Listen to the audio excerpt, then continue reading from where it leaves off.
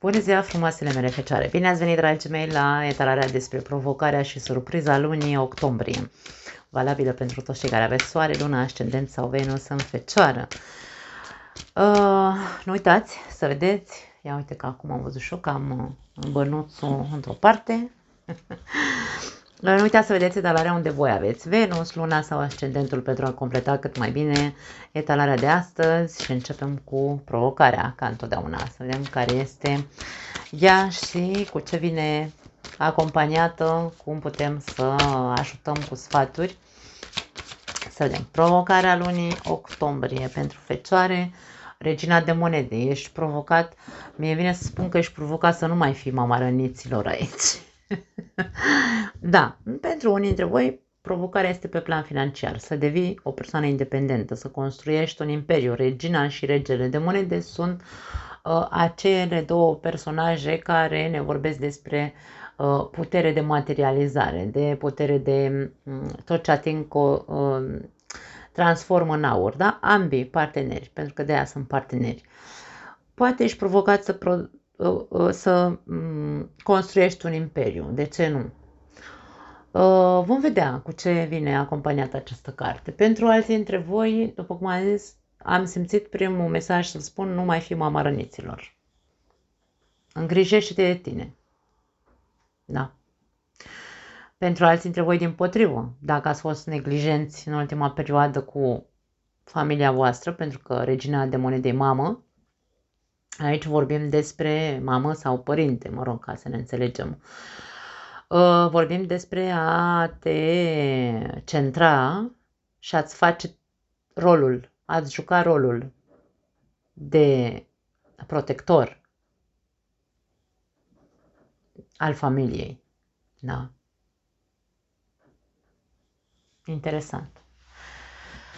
Asta în cazul în care ai neglijat acest aspect. Dacă tu ai fost mama răniților, nu mai fi mama răniților, încearcă să ai grijă și de tine, pentru că regina de monede se neglijează pe ea însăși, da? Se îngrijește de toată lumea, mai puțin de ea. Hai să vedem cu ce vine la pachet. Ok, s-au întors două cărți, 3 cărți avem care s-au întors. Wow, 5 de monede, 6 de spade, pași de cupe.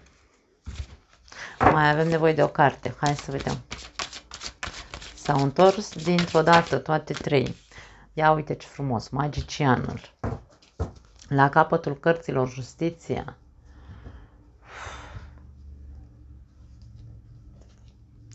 Acum, dacă provocarea este, cum am zis, să construiești, să dovedești, să fii protector, să, nu știu, ce am mai zis, să nu mai fii atât de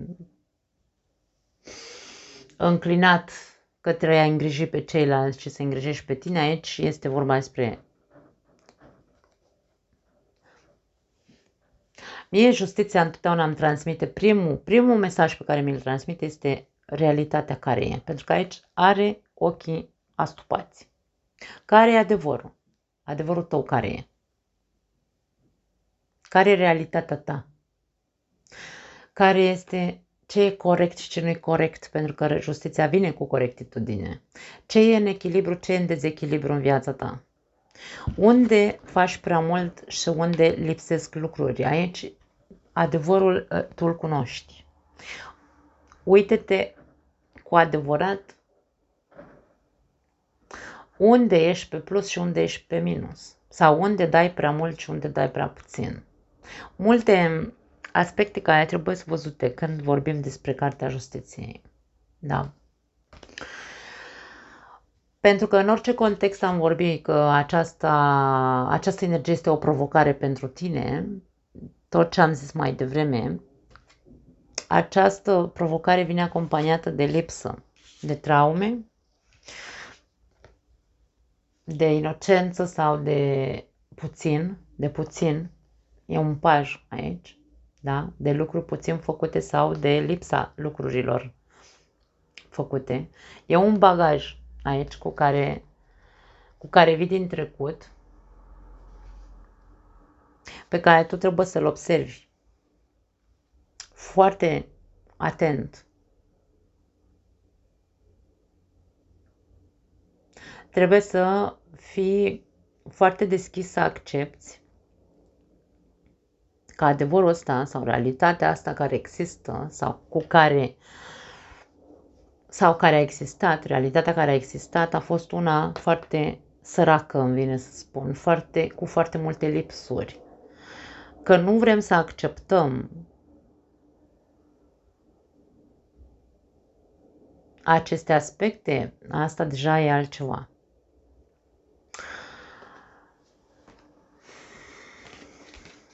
Magicianul înseamnă potențial. Magicianul înseamnă că poate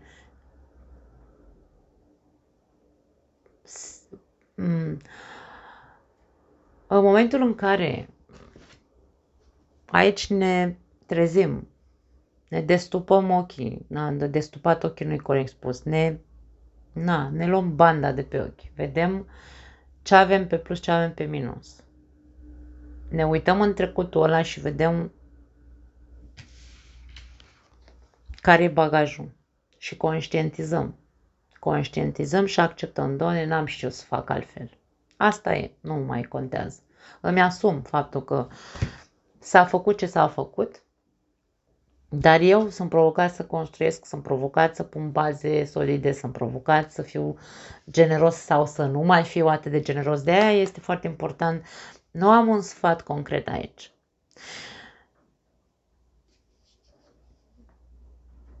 Când punem în balanță tot în viața noastră și cu cea mai mare sinceritate față de noi înșine, ne dăm seama unde am făcut sau unde n-am făcut, cum am făcut, dacă a fost prea mult, dacă a fost prea puțin, dar în continuare noi suntem provocați, Domne, măi fecioară, pune mâna și fă în continuare, măi fecioară, pune mâna și construiește, da? Când am foarte clar unde am dat-o în bară în trecut, că, uite, Domne, ori am fost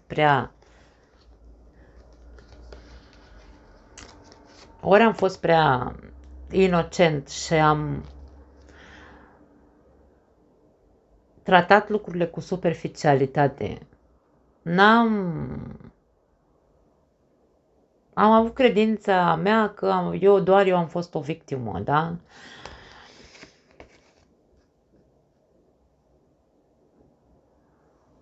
Conștientizez, iar îmi arăt mie carte. Conștientizez că nici eu n-am fost atât de deschis din punct de vedere emoțional să zic, da, Domne, și eu vreau să repar, nu știu, habar n-am. Conștientizez și accept că și eu am zis multe lucruri care poate au făcut rău celuilalt sau celorlalți, da. Conștientizez că dacă am dat tot ce am văd mai bun în mine, eu m-am golit, am rămas fără resurse. M-am înjosit, poate, în anumite momente. Habar n-am. Conștientizez toate lucrurile astea. Deci sunt un bagaj greu de acceptat, îmi vine să zic. Dar ultima carte, Magicianul, nu înseamnă că nu are rezolvare. Totul se rezolvă, mie vine să spun, ca prin minune, dacă vrei, da? În momentul în care, cu adevărat, ne-am trezit, Domne, și am văzut ce am făcut prea mult, ce am făcut prea puțin, tot ce am zis până acum. Atunci, e ca și cum aici justiția divină zice, ok, fecioară, acum poți să construiești. Nu o să mai fie complicat pentru tine să construiești cu adevărat acel imperiu, acea familie, ce am zis mai devreme, da? Nu o să mai fie complicat, o să fie ca prin miracol sau se va întâmpla un miracol atunci când tu cu adevărat vei accepta și vei învăța. Aici justiția nu are cum să... Când acceptăm și vedem cu adevărat care este realitatea acestui trecut al nostru sau acestor comportamente în trecut, atunci cade volul de pe ochi și zicem, ok, în sfârșit, acum văd și înțeleg ce Dumnezeu am făcut în exces sau ce Dumnezeu n-am făcut. De nu reușesc să concretez aici. și sunt tot timpul provocat să concretez ceva. Da. Ceva care să însemne ceva care să dureze în timp, pentru că aici e vorba de o monedă, nu vorbim de nimic superficial, aici nu ți se cere, nu ești provocat să construiești ceva, nu știu, am pus un cartof în pământ și mi-am umplut arlaua de pământ, de cartof, nu, aici e vorba de ceva pe termen lung, o construcție solidă, în care să existe protecție, acel imperiu despre care vorbeam, care poate fi inclusiv o relație, da? Despre asta este vorba. Vei găsi resursele, vei ști cum să faci, se vor întâmpla acele miracole în viața ta, dar nu înainte de a vedea cu adevărat tot ce s-a făcut bine și tot ce s-a făcut greșit, sau tot ce ai făcut bine și tot ce ai făcut în exces și tot ce ai făcut pe minus, sau n-ai făcut tot ce n-ai făcut, da? Atunci învățăm cu adevărat, atunci e lecția, da? De-aia se spune karmă acestei cărți, pentru că scoate la suprafață momente în care tu te repeți și repeți și repeți, pentru că n-ai învățat, domne, n-ai învățat. Karma are de văzut cu evenimente care trebuie să învățate sau evenimente care vor să ne învețe ceva. Și aici, dacă eu am stat astupat la ochi și n-am vrut să învăț și n-am vrut să văd că poate am fost superficial sau poate am dat prea mult și m-am golit eu singur, că poate și eu am zis multe lucruri care l-au îngreunat pe celălalt, că m-am simțit o victimă și, nu știu, am dat mai mult pentru că am crezut eu că așa trebuie. Habar n-am, tot felul de chestii de genul ăsta. Când m-am trezit și am văzut, mi-am învățat lecția pe propria piele, pe propria durere aici, da? Atunci, da, se produce miracolul. Despre asta e vorba, da? Foarte tare. Da, filozofică aici la voi provocarea. Hai să vedem surpriza. Surpriza lunii octombrie. Da, Rege de bâte. Surpriza poate fi, poate ești, nu știu, uite, intri într-o altă energie. Pentru unii dintre voi veți intra într-o energie creativă, într-o energie mai egoistă, într-o energie mai curajoasă. Pentru alții dintre voi poate fi o persoană care, surpriză, uite, intră în viața ta o persoană foarte vioaie, o persoană matură, da, un adult, o persoană cu o vitalitate incredibilă, chiar dacă poate are, ce știu aici, peste 56-58 de ani, pe acolo. Chiar dacă, până în 56-58 de ani, da? Hai să vedem cu ce vine la pachet surpriza asta.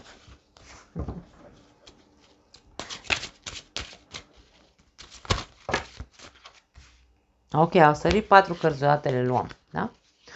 5 de spade, interesant. Îndrăgostiții, cavaler de monede și marele preot. Avem, dacă e vorba despre tine, că tu te vei simți mai curajos, mai egoist, cum am zis, și așa mai departe, dintr-o dată așa în tine, parcă te regăsești tu așa într-o altă energie, încearcă să o ții în frâu această energie, pentru că nu te caracterizează, îmi vine să zic. Energia de foc nu se pupă foarte tare cu energia de pământ care, ia uite, care vă caracterizează pe voi. Voi sunteți persoane de pământ, persoane, da, aici, realiste, concrete, vă place să vedeți ca la carte lucrurile aici, nu se pupă energia asta în tine, în cazul în care ești tu, da? De ce spun să încerci să o ții în frâu, să încerci să o... nu să o frânezi neapărat.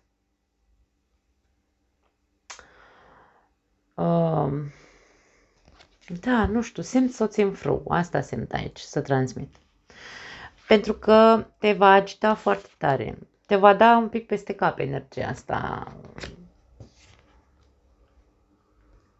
Te duce cumva într-un impas, îmi vine să zic, în care o să zici, domne, ok, mă simt mă simt bine, mă simt vioi, mă simt, nu știu, încărcat de foarte multă energie, dar în același timp mă și enervez foarte repede. Nu știu ce să fac cu energia asta. E ca și cum, buf, și acum eu ce Dumnezeu fac aici? Cu îndrăgostiții sunt alegeri, nu?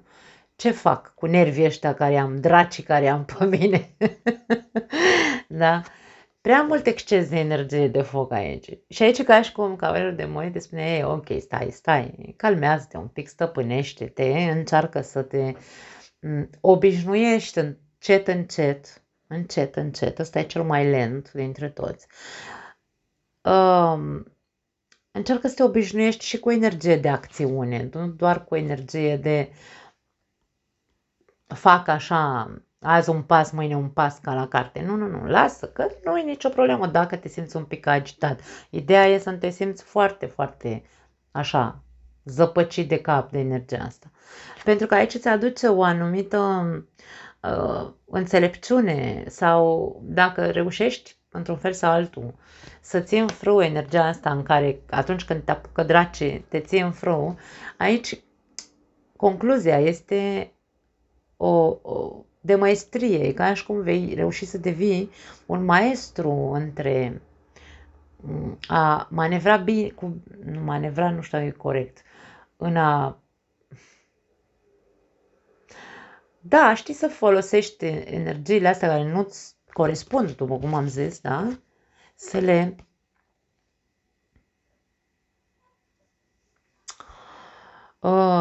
să știi să le manevrezi și în același timp să le arăți și celorlalți cum faci tu să-ți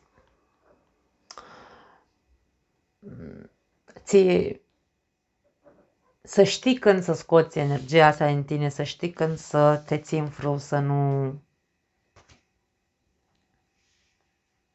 te enervezi și așa mai departe. Nu e ușor acum. Wow! Ce-i cu asta aici?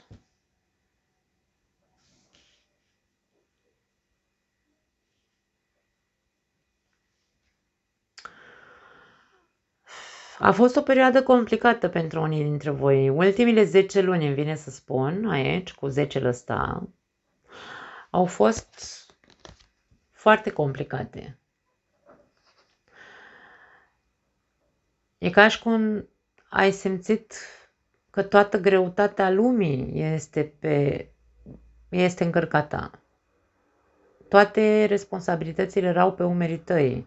Poate unii dintre voi ați fost, hai să zicem așa, de ce nu, uite, nu știu de ce simt să transmit și am să spun, n-are legătură cu combinația, dar simt mesajul următor pentru unii dintre voi. Ați fost acuzați de lucruri pe care nu le-ați făcut. Vi s-au pus multe lucruri în cărcă, lucruri urâte, lucruri necurate sau neadevărate, mai repede zis, nu necurate, neadevărate. Da? Și pe tine te-au pardon, era secă în spaniolă, te-au stresat foarte tare acele acuze sau perioada, ultimele 10 luni au fost atât de complicate încât tu doar te-ai târât, ai încercat să ieși la liman sau să ajungi la liman. N-a fost deloc ușoară ultima perioadă din viața voastră. Și poate că de-aia, din urmările acestor, sau consecințele, dacă vrei, aceste perioade complicate, dintr-o dată, tadam, cum am zis mai devreme, surpriză, tu ai devenit sau te regăsești în energia egoistului sau în energia ia, domne, să mai facă și alții cum vreau eu, că m-am săturat să cam tot fac eu ce vor alții, da? Cam asta e un pic ceea ce simt. Și aici ce se întâmplă este că, bineînțeles, dacă tu dintr-o dată ai zis, ok, nu mai gata, la revedere, aici, în momentul în care intrăm într-o energie de foc, mai ales pe parte de într-un fel sau altul egoism, că nu este rău egoismul, dimpotrivă, dar noi nu știm ce să facem cu energia asta din noi. De-aia am simțit aici că e vorba despre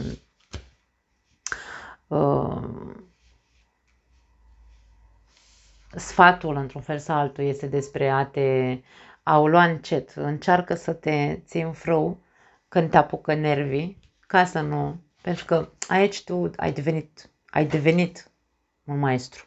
Și poți să le spui și celorlalți, cum faci tu, domne? Povestește-le.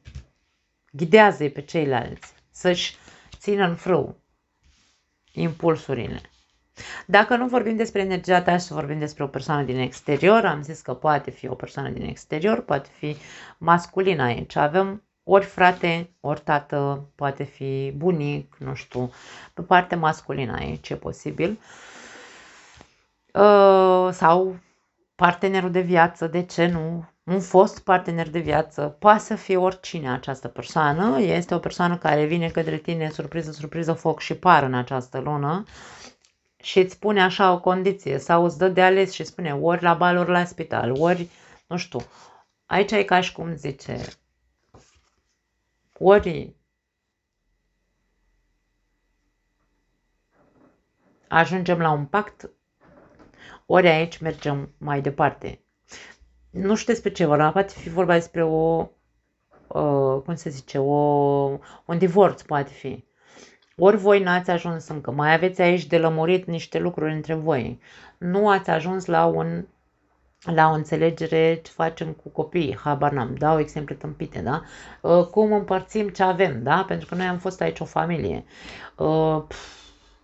Da? Și vine persoana asta în această perioadă, pentru că până acum nu v-ați înțeles între voi, n-ați ajuns la o concluzie, vine nervoasă la tine această persoană și îți dă un ultimatum. Asta simt aici. Da?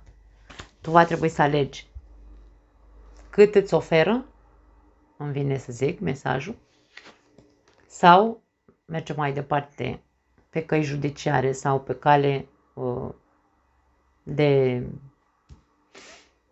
pe calea justiției, să zicem așa, într-un fel sau altul. Pentru unii dintre voi n-ați lăsat garda jos. Da, aici dacă vorbim despre o relație toxică care s-a terminat, voi n-ați dat garda jos și ați zis ok. Ori n-ai vrut, mult timp ai ținut aici cu dinții, ai zis nu domne, eu nu divorțez, nu te las să pleci de acasă, nu, habar n-am, poate ai zis multe lucruri de genul ăsta. Sau n-ai acceptat și n-ai acceptat pactul sau oferta care ți-o făcea persoana asta. Și tu ziceai nu la toate ofertele, pentru că nu-ți conveneau, nu erau așa. Era ca și cum aici și tu ai fost cumva materialist, îmi vine să zic. Și acum te regăsești într-o situație stresantă și surpriza nu este că e neplăcută. Acum, dragii mei, fiecare dintre voi o simțiți într-un fel anume. Na, puteți să scrieți în comentarii. Dar n-aș spune că este o surpriză neplăcută, ci este o surpriză ok. Ți-am tot zis aia, până când aici a devenit prea deranjant până și pentru persoana asta să tot vină să încerce să negocieze și până la urmă, sau poate tu ai fost acum, dragii mei, na. Știți că totul se poate citi viceversa, da? Și tot timpul mi-ai zis nu, uite, acum vin și dintr-o dată în cărca ta pun decizia. Eu îți ofer asta. Tu alegi. Vrei? Dacă nu, mergem mai departe la tribunal, ca să aleagă judecătorul aici. Da? Cam asta este ceea ce pot să văd, dragii mei. Da, nu mai am altceva.